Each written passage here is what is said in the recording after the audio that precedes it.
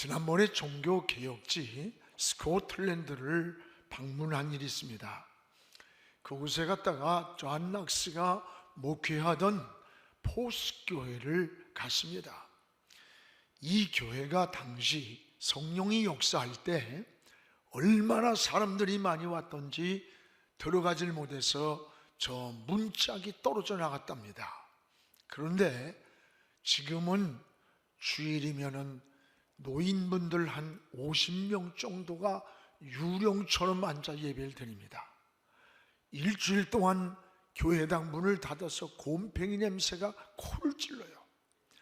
이 성령의 임재, 성령의 기름 부으심을 전혀 경험할 수가 없습니다. 겉으로는 거대한 교회인데 그 안에는 십자가고 다 있어요, 그대로. 그런데 그 교회 안에 술집이에요. 그 안에 카페가 있고 음식점이 있고 옷가게가 있고 또 서커스를 하는 그런 곳으로 이 교회당이 변해버렸습니다. 저는 그 포스교회를 선교사하고 같이 갔다가 그 문틀을 듣고 붙잡고 그 이야기를 들으면서 참 눈물로 하나님께 기도했던 일이 있습니다. 이것이 한국교회도 머지않아 이렇게 되지 않는다고 하는 보장이 지금 어디 있겠어요? 여러분, 지금 코로나로 인해서 교회가 폐쇄된 교회가 얼마인 줄 압니까? 어린아이 예배는 이미 60%가 한국교회에서 문을 닫았다고 그래요. 심각한 일들입니다. 영적인 위기, 암흑기가 우리에게 왔다고 하는 것을 우리가 잊지 말아야 돼요. 우린 날마다 하나님의 은혜를 구해야 됩니다. 날마다 성령의 도움을 구하면서 살아가는 그런 신앙이 되어야 되겠습니다. 교회의 이 본질은 성령이십니다. 초대교회의 탄생은 오순절 성령 강림을 통해서 시작이 되었습니다.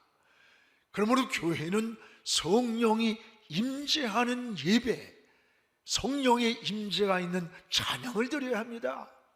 성령의 감동을 따라 섬기는 그런 교회가 진정한 하나님의 은혜라는 것을 기억하시기를 축복합니다.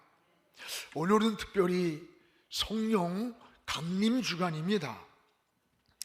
주님이 40일 동안을 많은 사람들에게 나타나셔서 부활을 증거하셨습니다.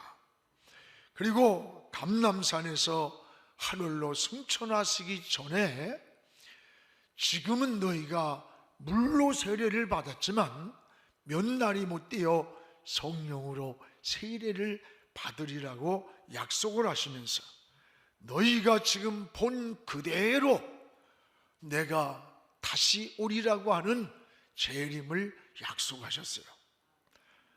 제자들은 성도들과 함께 이 약속을 붙잡고 마가의 다락방에 120여 명의 성도가 모여서 열흘 동안을 목숨을 걸고 간절히 기도하던 어느 날 하늘이 열리며 성령의 바람이 불어오기 시작했어요.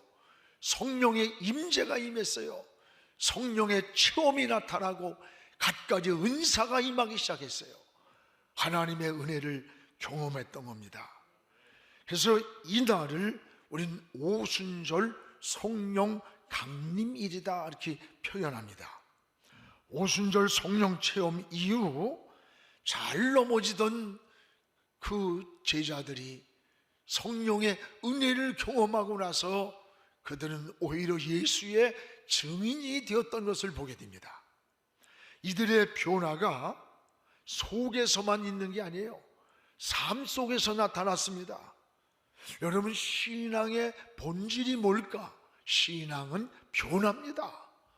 인생의 가치관이 변하고 기독교 세계관으로 변하고 비전이 예수 그리스도를 중심으로 변화되는 거예요. 인생의 계획을 세우든 비전을 갖든 방향을 정하든 항상 그리스도가 중심이 되어서 인생의 꿈을 꾸고 방향을 정하고 길을 걸어가게 되는 겁니다. 여러분, 어둠의 자녀들이 빛의 자녀가 됩니다. 못된 악습관에서 허덕이던 자들이 그 악습관의 줄을 끊어버리고 새 사람이 되는 거예요. 또한 신분이 변화됩니다. 마귀의 자녀가 하나님의 자녀의 신분이 되고 어둠의 자녀가 빛의 자녀가 됩니다. 또한 이들의 삶 속에서의 변화가 나타나요. 자기 자랑이 주님을 높이는 간증으로 바뀌는 거예요. 소유 개념이 바뀌어요. 다 내 것인 줄 알았어요. 그 소유 개념이 주님의 것이라고 고백을 합니다. 여러분, 주인이 바뀝니다. 내 인생을 내 것이라 생각했던 내가 주인이라고 했는데 내 삶의 주인이 하나님이라고 고백을 하게 되는 거예요. 원래 오순절에 임했던 이 성령의 역사는 지금도 지속적으로 일어나야 되는 거예요. 그래서 사도행전의 역사는 28장으로 멈추는 게 아니에요. 우린 29장을 끊임없이 사도행전의 역사를 이루어가야 되는 거예요.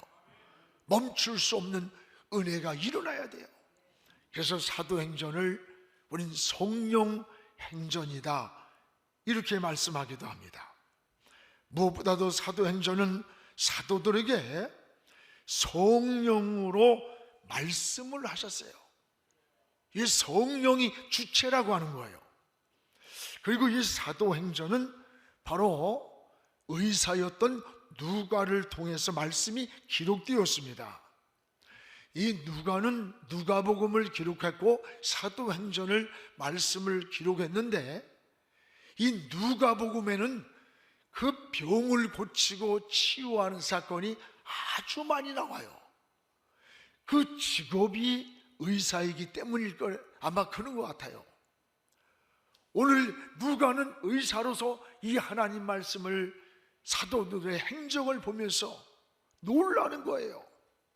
의사로서 도저히 고칠 수 없는 것, 해결할 수 없는 것을 주님이 말씀만 하면 고쳐지는 거예요.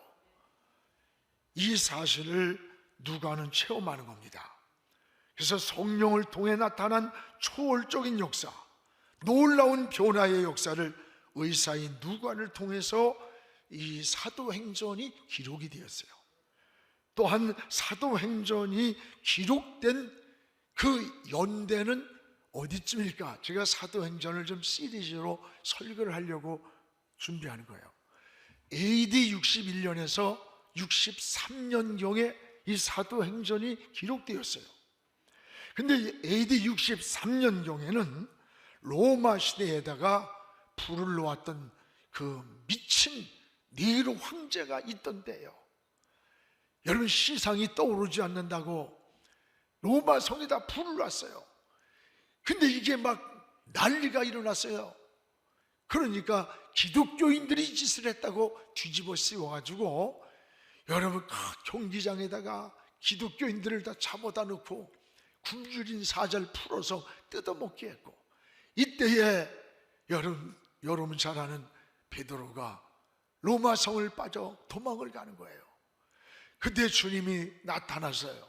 주님 어디로 가십니까? 코바디스톰이네.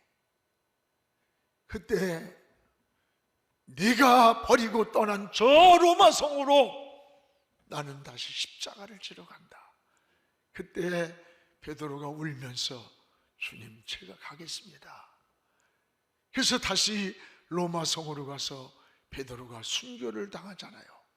그 시대의 역사의 배경이에요. 핍박이 일어나 기독교가 박해될 때 사도행전이 기록되었어요. 이게 성령의 능력이 아니고는 그 시대의 환난, 핍박, 고난을 이길 수가 없는 거예요.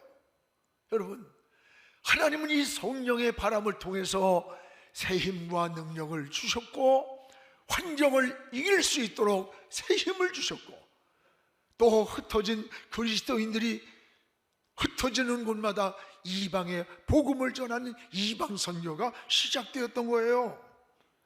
여러분, 어떻게 보면 하나님의 나라는 평안하고 잘 될 때보다 때로는 환난의 바람이 불어오고 핍박이 일어나고 이런 속에서 하나님의 역사가 일어나는 것을 볼 수가 있습니다.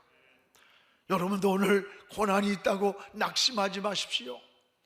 이럴 때일수록 하나님을 더욱 의지하시기 바랍니다. 하나님이 넉넉히 이길 힘을 우리에게 주실 줄로 믿습니다. 무엇보다 여러분은 여기에 보면 하나님의 사랑받는 자가 되어야 한다 라고 하는 것으로부터 시작이 돼요. 이제 오늘 본문을 자세히 보겠습니다. 1절입니다. 같이 읽겠습니다. 데오빌로요, 내가 먼저 쓴 글에는 무릇 예수께서 행하시며 가르치기를 시작하신부터라. 여기에 사도행전의 첫 출발이 뭐냐? 데오빌로요, 데오빌로요 그랬어요. 이 데오빌로라는 말은 사람의 이름입니다. 이 뜻은 하나님의 사랑받는 자다라고 하는 뜻이에요. 이 말은 데우스라는 말과 필로스라는 말이 합성이 된 거예요. 이 데우스라는 말은 하나님이란 뜻이고 또 여기에 필로스라는 말은 사랑이란 뜻이에요. 이 말을 합치면 하나님의 사랑받는 자요, 하나님을 사랑하는 자요 라고 하는 말이 데오빌로요 라고 하는 뜻입니다. 그렇습니다. 하나님의 사랑받는 자가 쓰임받는 거예요. 우리도 데오빌로요 라고 하는 이름처럼 하나님의 사랑을 받는 자가 되기를 주의 이름으로 축원합니다. 그래서 데오빌로에게 이 편지를 쓰는 거예요. 그리고 2절에 가서 보면 이 말씀 속에 사도행전의 주체가 누구냐? 바로 성령이시라는 거예요. 그래서 오늘 2절 우리 같이 읽겠습니다. 그가 택하신 사도들에게 성령으로 명하시고 승천하신 날까지의 일을 기록하였느니라. 여기 보면 데오빌로요 라고 말하면서 이 말씀은 사도들의 행적인데 사도들에게 성령으로 명하사 성령을 통해서, 오늘 여러분 이 사도행전의 중심은 뭐냐? 바로 성령을 통해 일어났던 하나님의 역사를 우리에게 보여줍니다. 그래서 바로 이 주체는 성령이라는 거예요. 성령은 육으로 오신 예수님이 영으로 오신 것입니다. 시간과 공간에 제한이 없이 역사하시는 것이 성령의 역사입니다.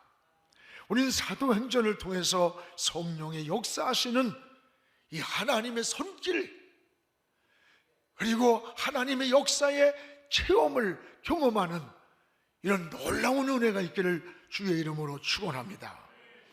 이렇게 성령을 통하여 사도들에게 말씀하시는 부활의 주님은 무엇을 제자들에게 분부하셨느냐? 3가지를 분부를 했어요. 주님의 약속을 기다리라는 3가지 분부입니다. 오늘 4절을 우리 같이 읽겠습니다. 4절, 사도와 같이 모이사 그들에게 분부하여 이르시되 예루살렘을 떠나지 말고 내게서 들은 바 아버지의 약속하신 것을 기다리라. 오늘 사도들에게 분부를 합니다. 예루살렘을 떠나지 마라. 내게서 들은 아버지께서 하신 그 약속, 너에게 성령을 부어주겠다는 그 약속을 기다리라는 겁니다. 첫째 분부는 예루살렘을 떠나지 말라는 거예요. 여러분, 왜 주님은 예루살렘을 떠나지 말라고 했을까? 이 예루살렘은 구속사적인 굉장히 중요한 의미가 있는 곳입니다. 여러분, 구약에서는 아브라함이 이삭을 번제로 바쳤던 장소가 예루살렘이에요. 솔로몬 성전이 건축된 곳이 바로 예루살렘이에요. 또 신약시대에는 예수님이 십자가를 지고 인류의 구원을 완성시킨 데가 이 예루살렘이에요.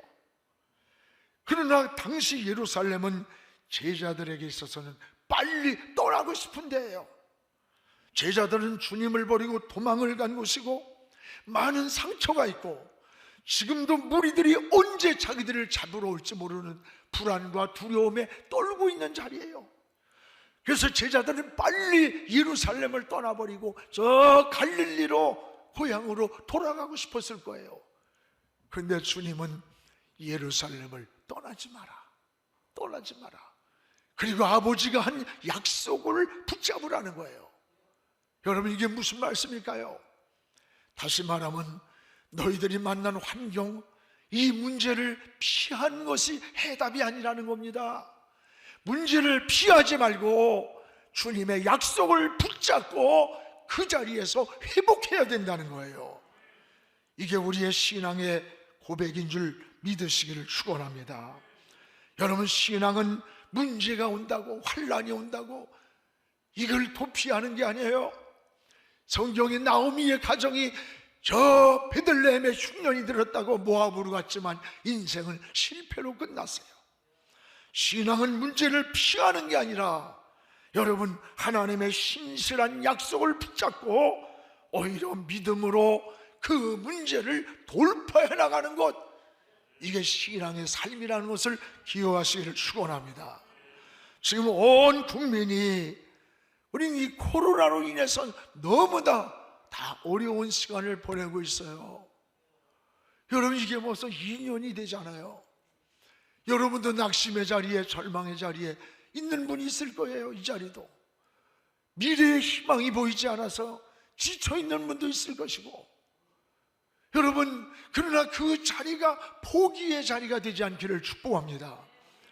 오늘 주님의 약속을 붙잡고, 주님은 그 예루살렘이 어떤 곳인 줄 알고 계세요. 그러나 포기하지 마라, 주저앉지 마라, 절망하지 마라. 하나님의 약속을 붙잡고 일어나기를 원했던 거예요.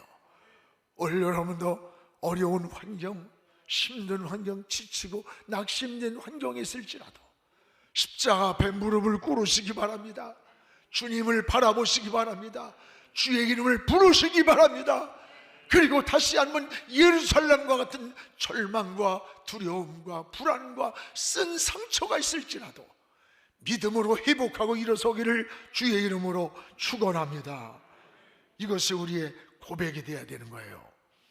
사랑하는 성도 여러분, 우리의 신앙생활을 다시 한번 하나님 앞에 고백할 수 있기를 바랍니다.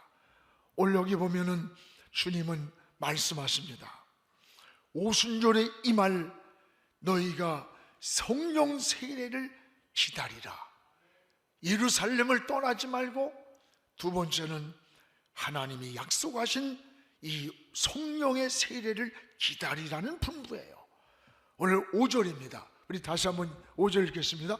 요한은 물로 세례를 베풀었으나 너희는 몇 날이 못되어 성령으로 세례를 받으리라. 여기에 두 가지 세례를 소개합니다. 하나는 물 세례입니다. 우린 예수님을 구조로 영접하고 믿는다고 하는 고백의 증표가 바로 이 물 세례예요. 성부, 성자, 성령의 이름으로 세례를 줍니다. 이게 대단히 중요한 세례입니다. 여러분, 구원받은 하나님 나라의 자녀라는 증표가 세례예요. 세례. 물 세례는 내가 이민을 갈지라도 어느 곳에 갈지라도 일생에 한 번밖에 받지 않습니다. 또 하나는 오늘 성령 세례를 소개합니다.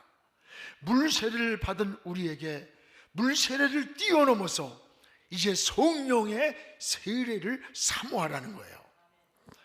이런 예수 그리스도를 나의 구주로 믿고 영접한 사람이 이 세상을 이길 수 있는 힘, 죄를 이길 수 있고 마귀를 이길 수 있는 이 힘, 이것은 하나님의 영이 우리 마음을 지배할 때만이 승리할 수가 있는 거예요.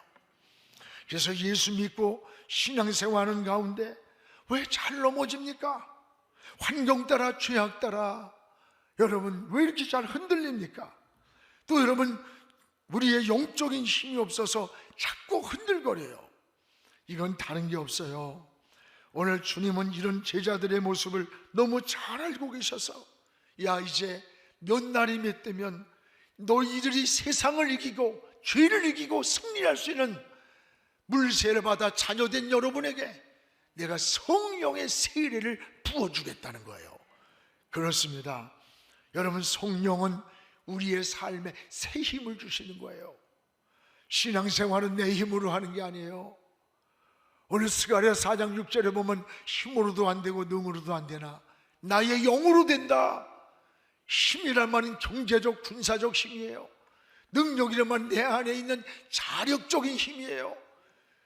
우리 인생의 신앙은 이런 것까지 되는 게 아니다. 나의 영으로 된다. 그 영이란 말이 루하흐라는 성령이라는 거예요.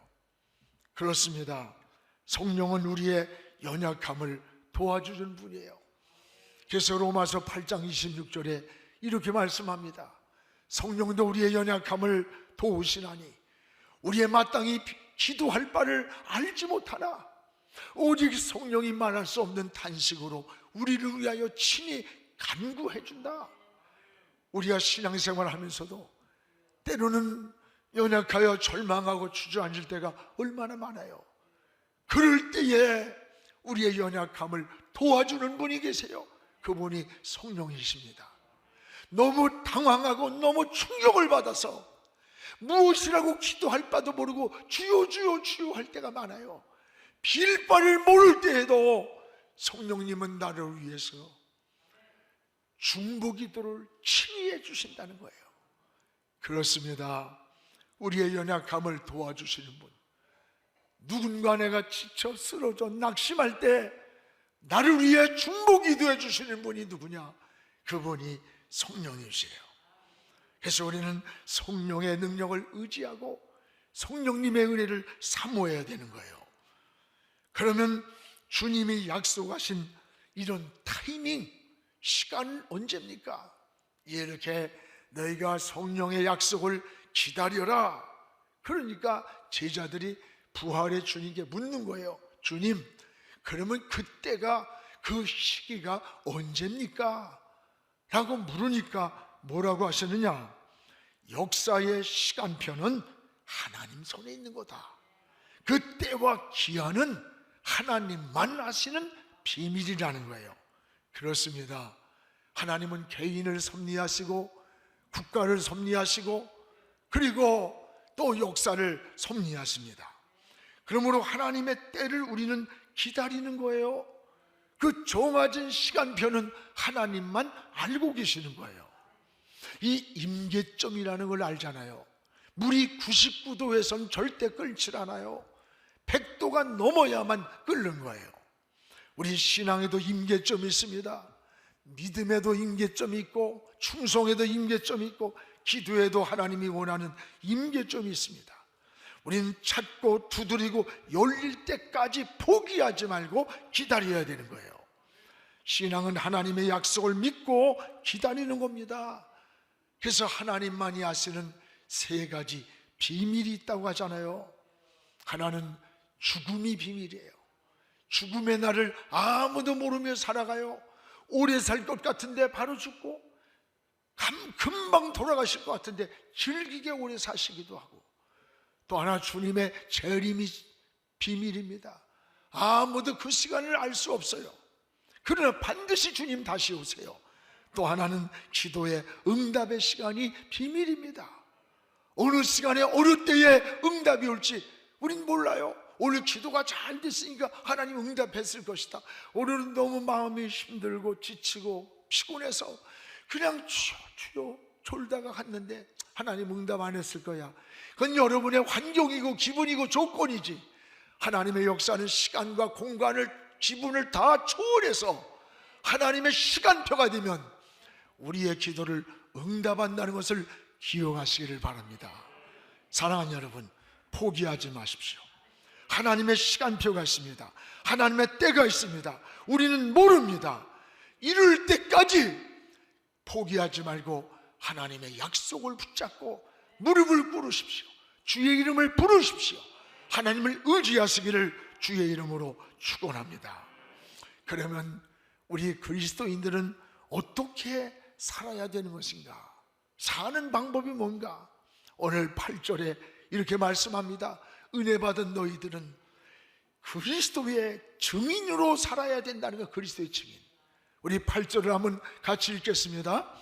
오직 성령이 너희에게 임하시면 너희가 권능을 받고 예루살렘과 온 유대와 사마리아 땅끝까지 이르러 내 증인이 되리라.